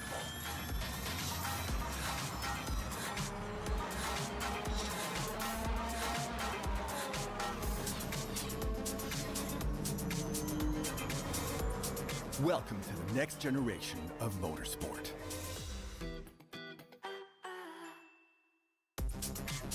Total Energies and Peugeot co-developed the 9X8, an eco-responsible hybrid electric hypercar capable of outstanding performances. Welcome to the future of kart race preparation. Kart Sim Pro North America. Featuring laser-scanned North American kart circuits and precision-tuned kart physics developed using real telemetry, dyno and tyre data, Kart Sim Pro North America delivers the most advanced and realistic kart simulation experience available today. Whether you're training for race day, refining your lines, or shaving tenths off your personal best, Kart Sim Pro gives you pro-level insight without leaving your home. Trusted by world champions, coaches, and karting enthusiasts alike, this is where virtual practice translates into real-world performance. Experience the thrill, the challenge, and the edge. Kart Sim Pro North America. Use code CHASER20 to get 20% off today.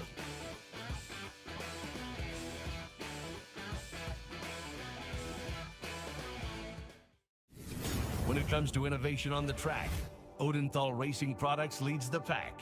From the highly popular EasyGP camera mounts to our tough case to GoPro case, racers everywhere trust ORP for strength, reliability, and precision.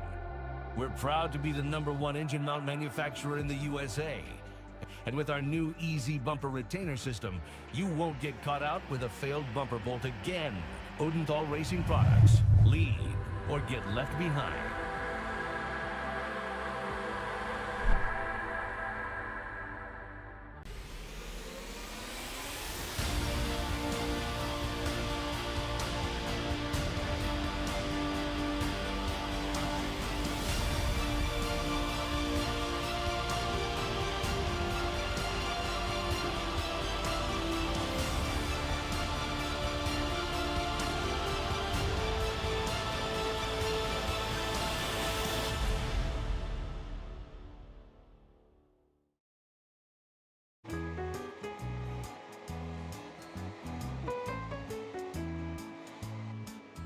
Gee, looks like we're missing the engine. What the hell am I supposed to tag? What do you mean? It's my Greyhound. It's all I need. Where's the rest of it? It doesn't matter. It's a Greyhound. You gotta make way. Okay, you're good. Sitting by here with Kyle, our race winner. Tell me how you did it. You were blazing fast out there, and I mean, you don't even have a go-kart, man. Tell me about it. Yeah, you know, Norberg, Schmorberg, the Greyhound-powered Greyhound was great today. You know, it makes the difference. And the team's been working really hard back at the shop, and, you know, just shout out Greyhound. Thank you, Kyle.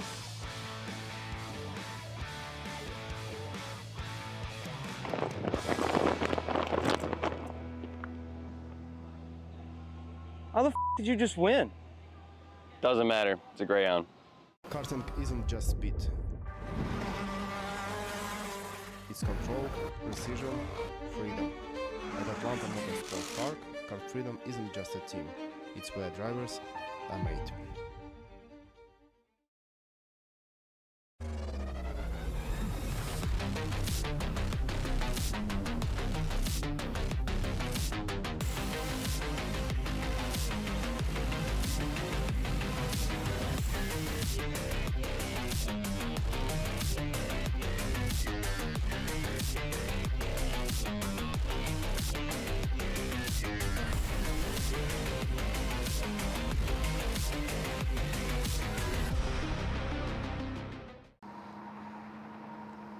Cat food marketing.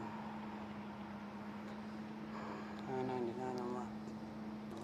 Dude, Caleb, wake up. Dude, we're live in 5 minutes. Let's go. Come on.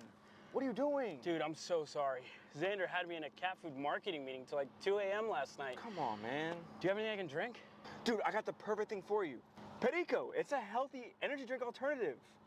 Perico, non-GMO, gluten-free, kosher, magnesium, B12, B6, Yeah, it's good. B5, biotin, and 0 sugar? Pericazo! Try Perico, made with natural ingredients, organic caffeine, and supports your metabolism. Try the new official energy drink of Kart Chaser.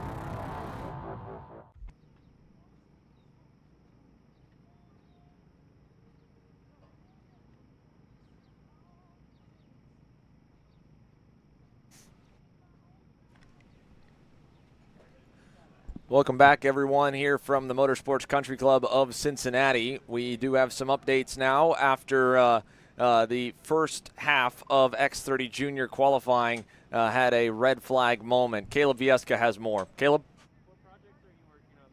Thank you, Xander. The drivers involved were Mason Brody and Connor Lipka. Mason Brody was immediately checked out Mason Berry, my apologies. Mason Berry was a driver that was immediately checked out by the on-site medical team, and he was good to go. Connor Lipka was the other driver involved. He did give a thumbs up and a high five to his parents, and he said this wasn't the way that he wanted to spend his birthday, but he was, reporting a little bit of discomfort in his leg, and he's still currently being checked out by the on-site medical team.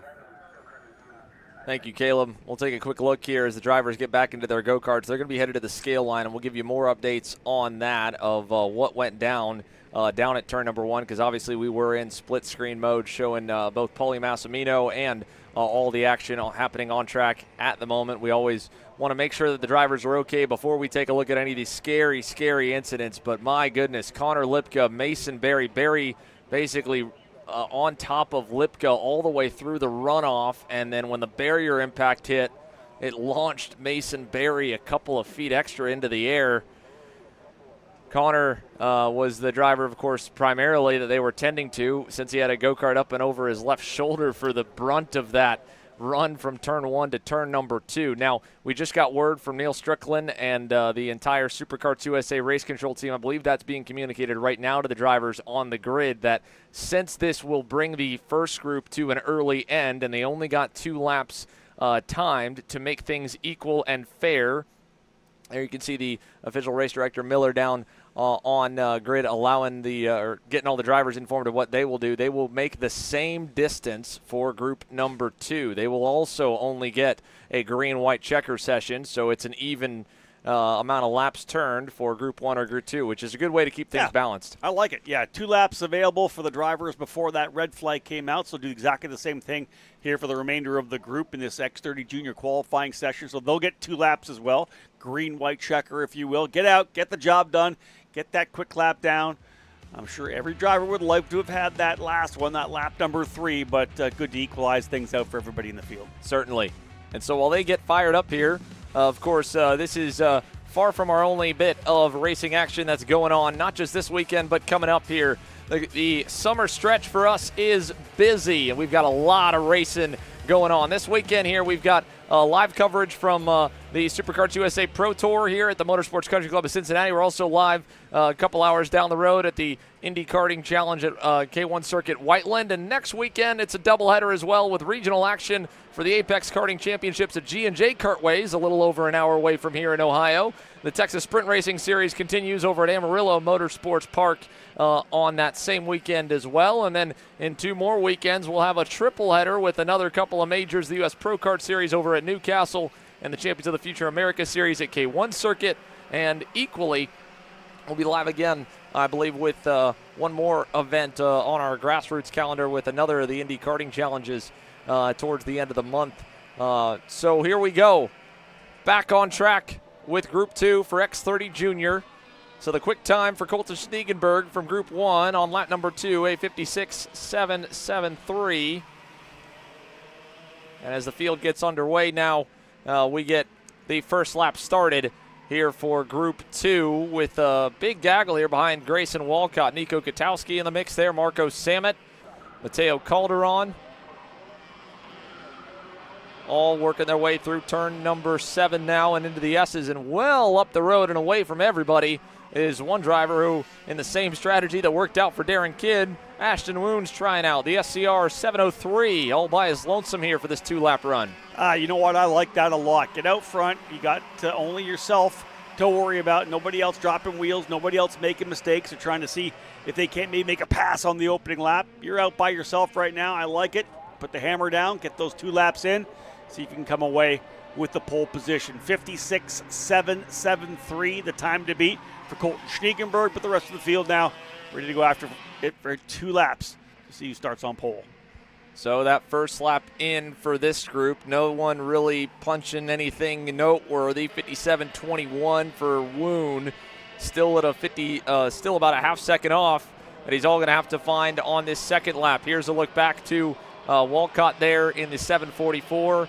Marco Samet, Travis Pettit along with it there. That is Troy Ferguson in the 740 for Team Bennick aboard their full-size package. All in this group here headed out of 11 and up and over the hill. This is it. No mistakes allowed in this 2 lap run. There's an issue right there for the 779. Exactly not what you wanted there for Brandon Ing. Yeah. Can't make that mistake with a 2-lap run like this. Let's see who comes away with it. Across the line, Woon to the loop. Will not go all the way to the top. He'll get only to second. Gutierrez up the board. Travis Pettit delivers with a 56.62. Mateo Calderon will join him. Eng obviously had the moment there on this lap, so this won't be much for him to finish. And we've got more off. Nico Katowski with a heavy impact in the wall over at turn number 2. And the X30 Juniors, the hits unfortunately keep on coming here in qualifying. Wow. A rough start to the day for the 11 to 14-year-old division. That's post-checkered flag, too. Remember, folks, they got the checker coming through that corner. And an issue for Katowski. He was P6, he is P6 rather, on the order. Yeah, so the issue there for over in turn number 2, contact for Katowski. Pettit bouncing back from a rough qualifying run in KA 100 Junior. He goes from deep in the field up to P1. It was a good run for Ashton Woon, still P5, but we saw a couple drivers step things up. Mateo Calderon into the second position. I'm sure we'll be thrilled with that one, but yeah, issue here at the end of qualifying for X30 Junior. Far from ideal in the X30 Junior group here, presented by Rullison Performance Group. It's our 6th on the class rotation. 2 more classes are still to roll. And obviously now they'll have to go and tend to Nico Katowski down at turn number 2. The Mini Swifts beginning to queue up on the grid, and Pro X30 will follow in the session order. So take another break here, folks. 2 more qualifying sessions, 4 more groups still to roll from Cincinnati. We'll be back with more. You're watching KC's coverage of the SKUSA Spring Nationals in the MCC Kartplex.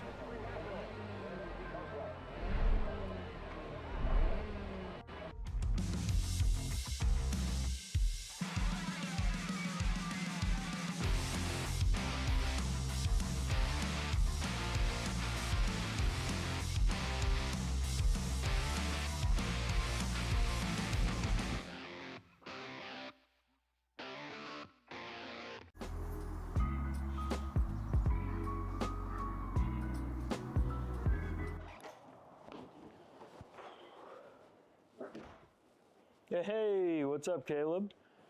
What's up, Brandon? You sound defeated. A long day at the office? Yeah, got stuck at a cat food marketing meeting for like 3 hours. I don't know a thing about cat food, and I don't even work in marketing. And then I got sent on a coffee run like I was some sort of intern. Then at the end of the day, when I went to go get gas, I just realized everything is so darn expensive nowadays, man. Yeah, you got that right. Like, do you have any idea how much we're spending on Netflix? That's like $20 a month. Do you know how much we're spending on cable? That's like $50 a month. But you know what isn't expensive? Tell me. Kart Chaser Premium. For only $9.99 a month, you can watch all the American karting action live from coast to coast. Subscribe and become a member today.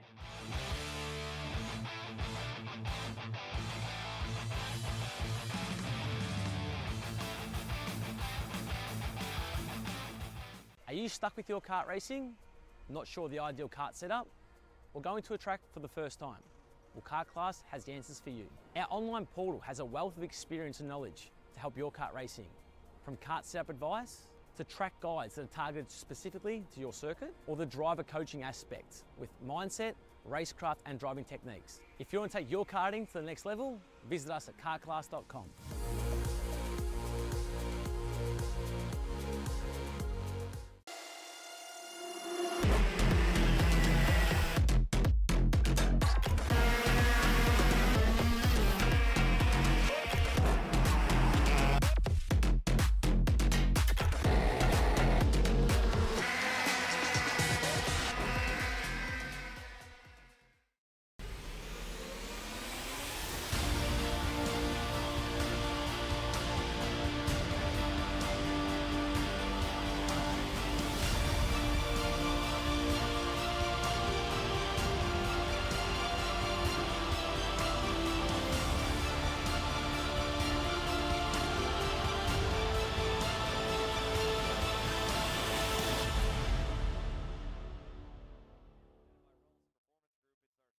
Paulie Massimino wins the Wisconsin Grand Prix. James Overbeck on start number 2 gets win number 1 in OKN Stars. On track or off, Brandon Jarscak Racing delivers elite performance. Led by 4-time Pro National Champion Brandon Jarscak, our team masters driver coaching, data-driven analysis, and mechanical precision at every national event. Contact us today at BrandonJarscakRacing.com. Attention Superkarts USA drivers. Be sure to order your complete photo package from On Track Promotions. All drivers receive a minimum of 40 photos from throughout Friday, Saturday, and Sunday with instant access from our automated delivery system. Visit otp.ca right now to get instant access to your photos.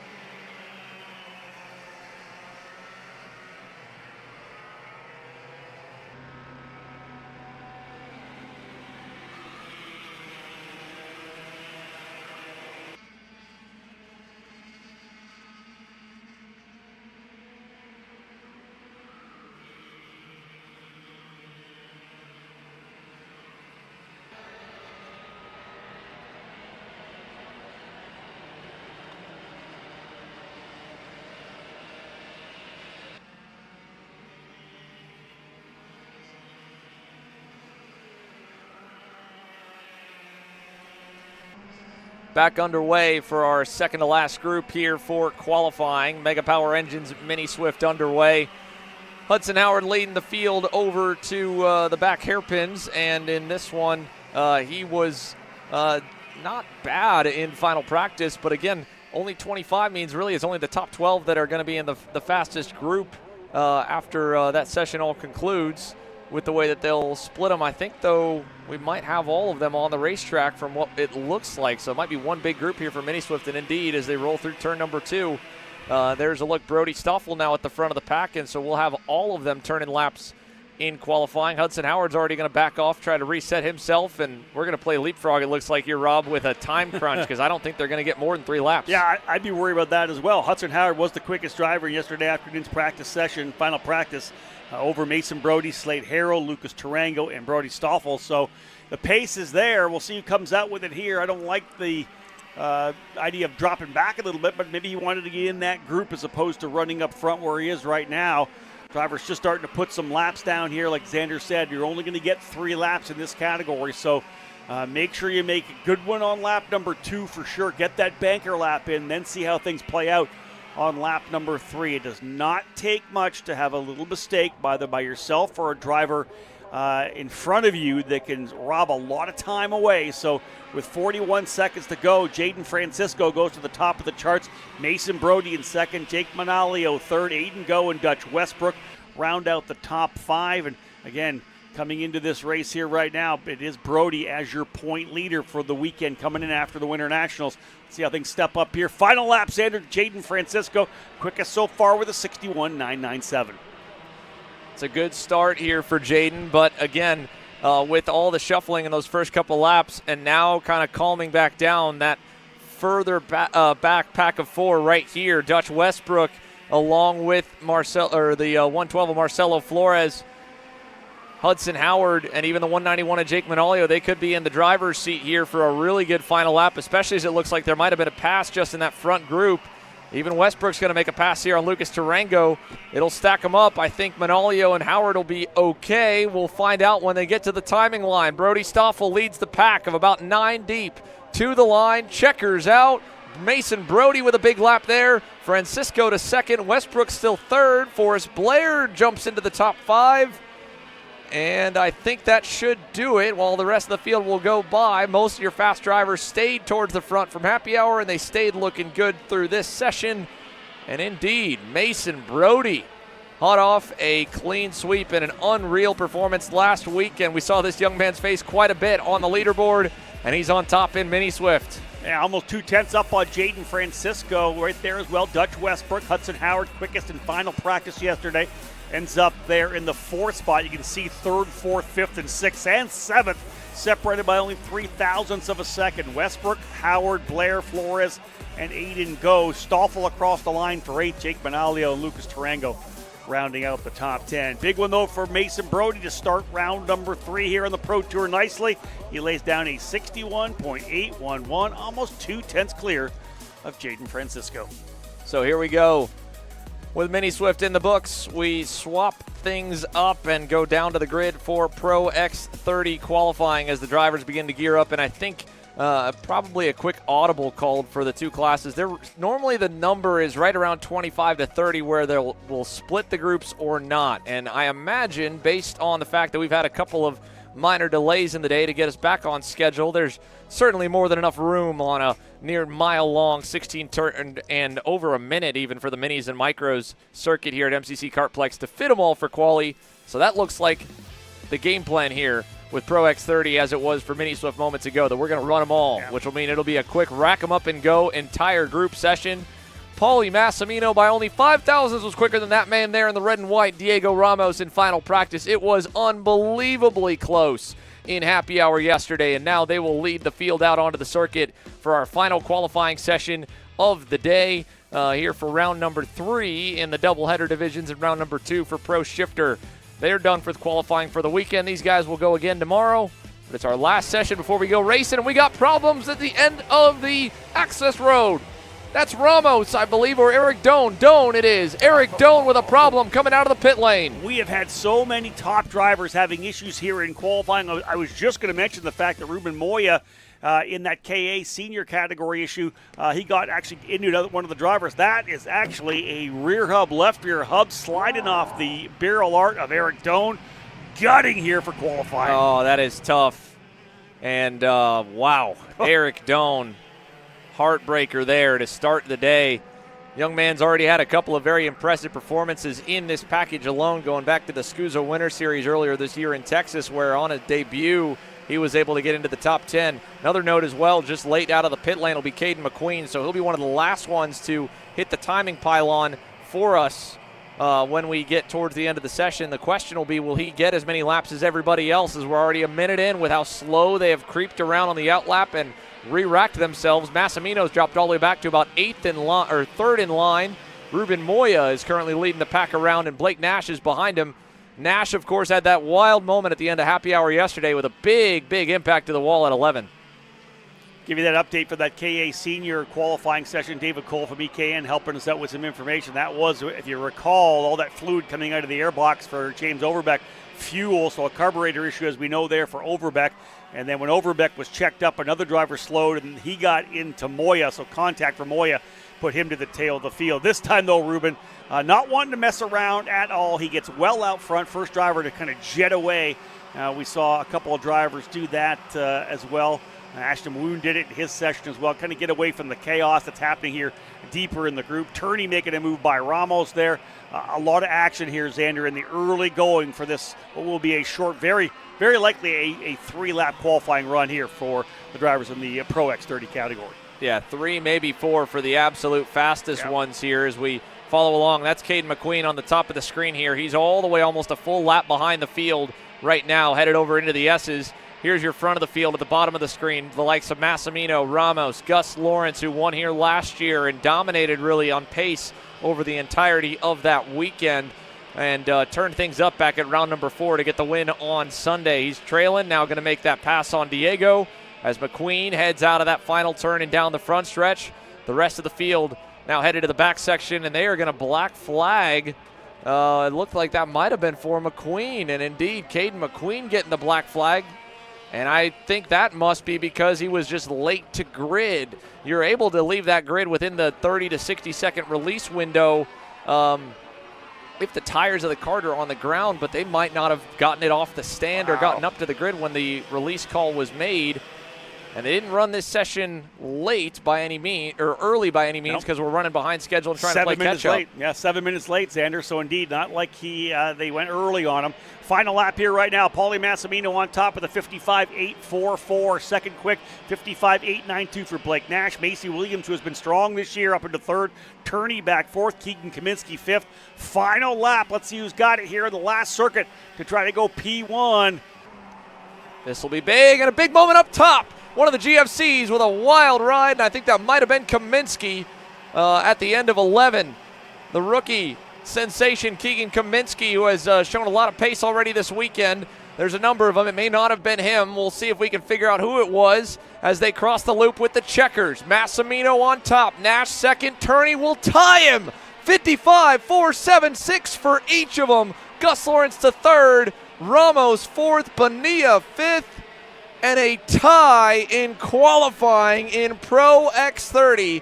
First time in recent memory we have had anything of the sort. Wow.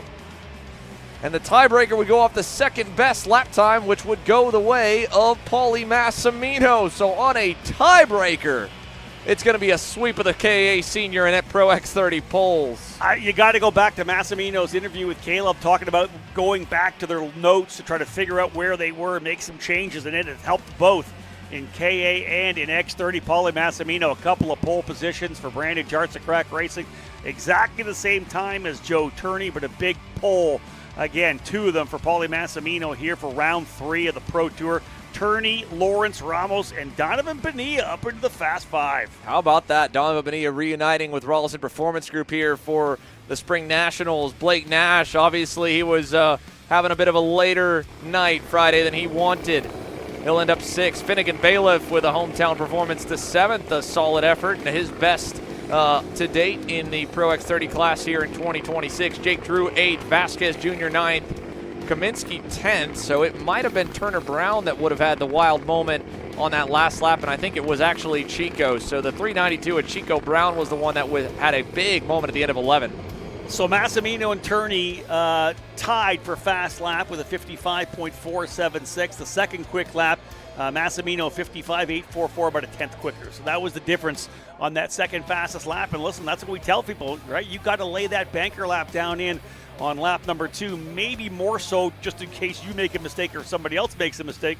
But the second layer of that is you never know if you go tie with somebody, you got to have that second quick time. And it paid off for Massimino. Second pole of the day. There you go. Great start here for Paulie in the 303 machine. Joe Turney second, Gus Lawrence third. We're just about caught up on time. A couple moments away here from getting ready to go racing with K100 Masters pre-final. We'll be switching our coverage, of course, over as well. It'll be KC Premium members only here through the heats and finals today. If you'd like to join us for that coverage, of course, make sure that you're hitting that join button or have your active subscription going. If not, you'll get to see the full replay on Wednesday next week. And we'll have, of course, post-race coverage and podiums back free to view at the end of the day as well. So there's a whole lot of racing action still to go. In fact, that's all that's left here on the day now with our final qualifying session in the books from Cincinnati.